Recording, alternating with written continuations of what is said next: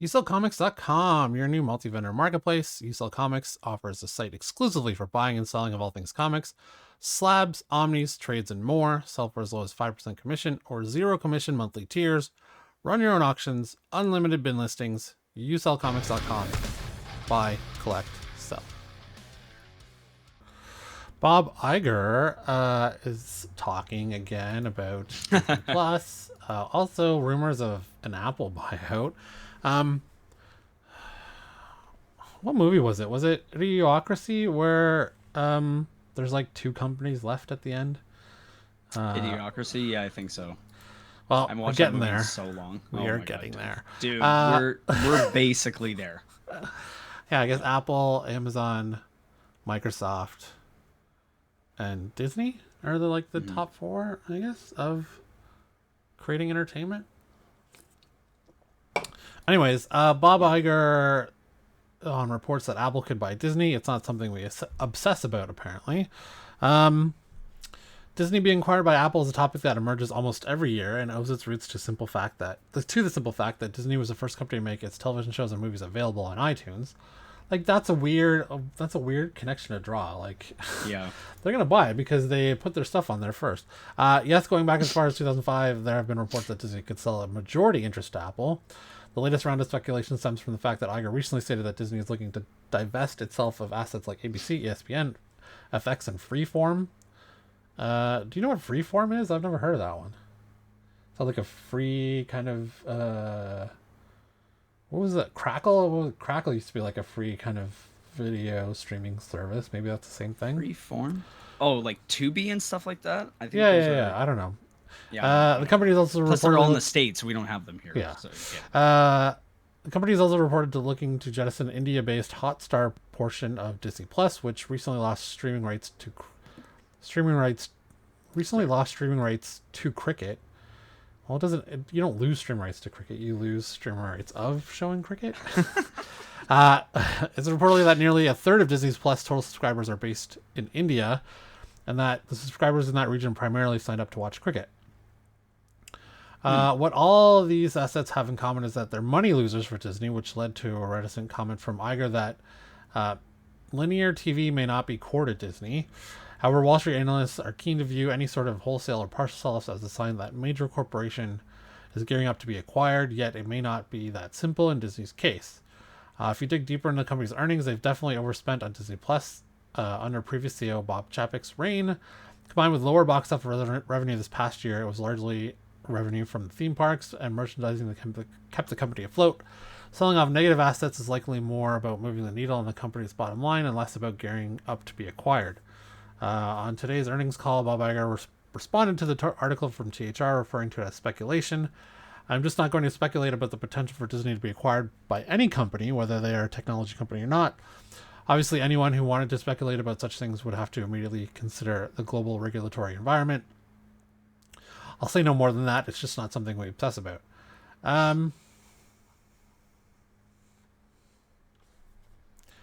Given how many problems Microsoft had buying Activision, I don't really see Apple and Disney wanting to have that fight with the FCC. Or the FTC, sorry, Federal Trade Commission. It would probably be better for Disney. Well, I guess if they sell off Disney Plus, does that mean they get the rights to Marvel and Star Wars? I don't know. See, that's the thing, right? Like, I don't know. I know they've been trying to sell off Hulu, which is a totally separate streaming entity. Yeah. It has to do more with ABC than. Yeah. I would assume that it would be maybe certain parts of Disney. Like, so let's say they Disney sells all. They keep the parks. They keep I don't know, Mickey Mouse and all that. Well, though Mickey Mouse is gonna end up in copyright free eventually. So they keep the parks. They sell off Disney Plus streaming service plus Star Wars and Marvel. So Apple takes over Star Wars, Disney Plus, and um, Disney Plus, Star Wars, and Marvel. So would it be better for those? And maybe they sell off 20th Century Fox because they bought that too. In National Geographic too. And like Yeah. a couple other ones, yeah. So they sell off all their have- all their streaming digital original content. Let's say. Yeah. Would that be better for quality of content? Apple has done some really good shows. They haven't, to my knowledge, they haven't canceled a popular show because, like a well-reviewed show because it hasn't found an audience yet. Mm-hmm. I think that's probably true. So maybe they should have had The Witcher. Spice. It's true though. It's very true. They would have else? less power with theaters though, because Disney Yeah. gets a higher percentage of their movies from ticket prices than anyone else. And Apple does not put a lot of movies in theaters, and when they do, it's streaming at the same time as being in theaters. They just do it for Oscar noms or Emmys. So I'll just Golden follow up Globes. really quickly with the Daily Mail UK, which is obviously extremely rag. reputable. Yeah. Apple is more interested in it than Disney apparently. Deal could be worth $160 billion. Well, I think Apple has that in the bank at this point, don't they? Yeah. They could just pay that in Marvel, cash. Star Wars, and Pixar would all be. Oh, Pixar would be included as well. Okay. Yeah.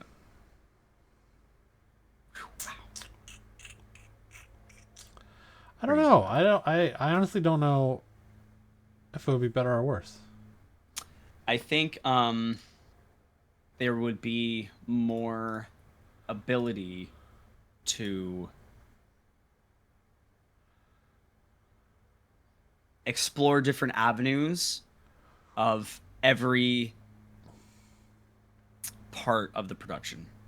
So, certain writers, certain production managers, certain music directors, all this kind of stuff. I feel like they would be more open To working with using Apple than different people. Disney?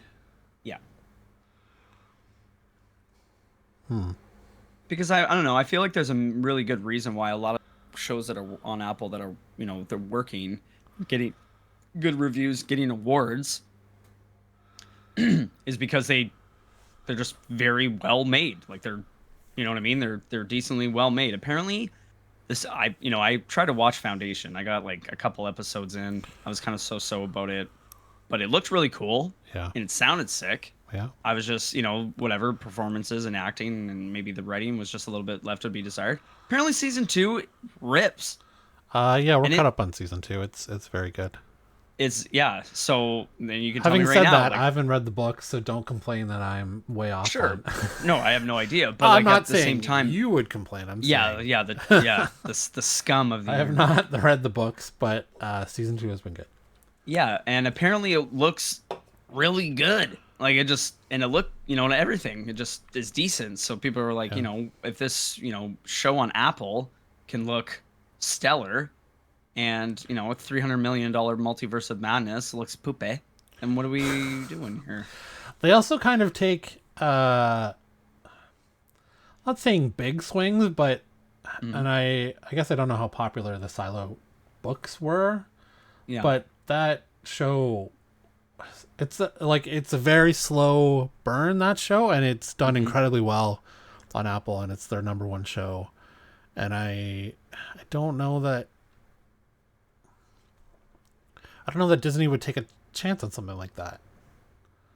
yeah, I would agree. Well, I mean, Severance, I don't think would have ever been able to go For on sure. Disney Severance Plus. is not. And it was You would never find a show like Severance amazing. on as being created by Disney. Like maybe it's a Hulu show, Hulu's show or Stars maybe, yeah, or something. You but know what I mean? It's not a Disney.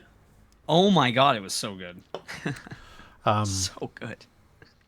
I don't know. I don't know. Maybe we'll find out in 5 years, and we will go back on this video like, oh, it was so Yeah, terrible maybe. that Apple bought. Yeah. What do we think? Why? Are you saying that we're still going to be talking about this stuff in 5 years, man? Well, I hope to continue to be a fan of things. That would be nice. Okay. Also, Bob Iger says he's personally focused on improving the quality of the company's films. Bobby. Amid wild speculation that Disney might be acquired by Apple, Bob Iger addressed the pressing investor concerns on today's quarterly earnings call. It's no secret that the company's two main film earners, Marvel Studios and Lucasfilm, have been trending downward recently in terms of their films' box office earnings and critic reception. Iger has assured investors during the earnings briefing that he'll be personally invested and is spending extra time on improving the quality and box office returns on future releases. Regarding our studio performance, let's put things in perspective a little bit. The studio's had a tremendous run over the last decade, perhaps the greatest run that any studio has ever had, with multiple billion-dollar hits, and including, by the way, the two that were relatively recent. One in particular, Avatar: The Way of Water. We also had a pretty strong performance with Guardians 3, which has done, I think, approximately under 850 million. I think it just crossed 850 last week. That said, the performance of some of our recent films has definitely been disappointing, and we don't take that lightly. As you'd expect, we're very focused on improving the quality and the performance of the films that we've got coming up. It's something that I'm working on closely with the studio on. I'm personally committed to spending more time and attention on that as well. So this is good, and well, I guess it's good. Like, we kind of had the golden era of the 2010 to 2018 was like the best MCU, and now the last 5 years has been lagging, and that's been the Bob Chapek era. So with Iger coming back, maybe he ushers into a new age of quality filmmaking. But I also think a bit of that's on Kevin Feige. Maybe he's stretched too thin. Maybe he is tired and just kind of willy-nilly approves things. It's also possible that, given we know that Bob Chapek's strategy was create as much content as possible for Disney Plus, and then you have that back catalog that you can keep subscribers subscribed. Yes. Like, I think Disney Plus is going up to $13.99 in America. I forget what it's here now, but it's so ridiculous. If there weren't 4 shows a year that we would specifically watch, like there's been 2 Star Wars and 2 Marvel, pretty consistently. I'm not sure what else we would watch on Disney Plus, and a reason to keep subscribing. Like, they have positioned for fans of those types of content.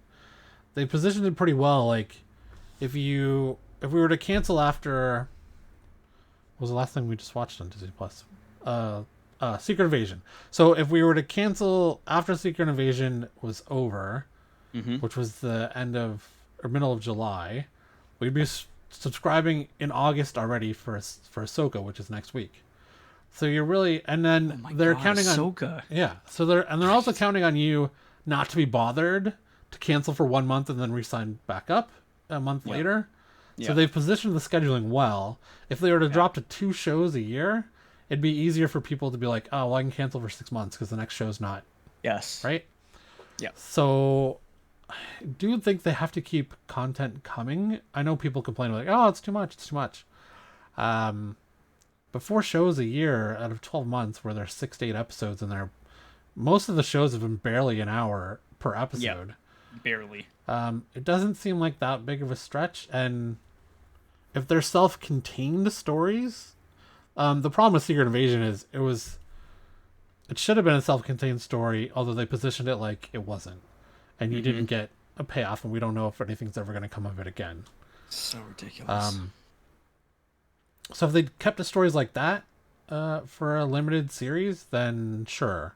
I think the complaint about being too much wouldn't hold as much water. But if something major happens in a show, like, that's the balance they have to have, is something major happen in a show that gets people to watch, but then Gets the people if you don't watch it, you won't miss out. Like maybe you'd miss an Easter egg in a movie, but you wouldn't miss like, oh, who's this major character that was in a show that's not in a movie that I didn't watch. Like, Yeah. I guess Ms. Marvel would be one. They introduced her in a show, and now she's in a. So do people are? I assume people who are gonna watch the Marvels has watched Ms. Marvel. Yeah. But are they going to be confused if you didn't watch Ms. Marvel? Sure, at first, Probably a little unless they do like a little quick recap, I feel like they're gonna do a like a little quick reintroduction. yeah, like previously on. It's Yeah. like, oh yeah. Yeah. Okay. Well, I mean, time will tell whether it's good that he came back or bad that he came back. I know he always wanted to treat the actors like superstars so that they were happy, and really the stuff with Scarlett Johansson wouldn't have happened if Bob Iger was still in charge at the time. 100%. Yeah. I think I also read that he's now for ending the strike with WGA and is trying to get the rest of them back to the table. Yeah. After his terrible comments of something about they fucked up. they make too much money or something, or the asses. Yeah. Okay, thanks. Let us know what you think of Bob Iger in the comments. Yeah, do it.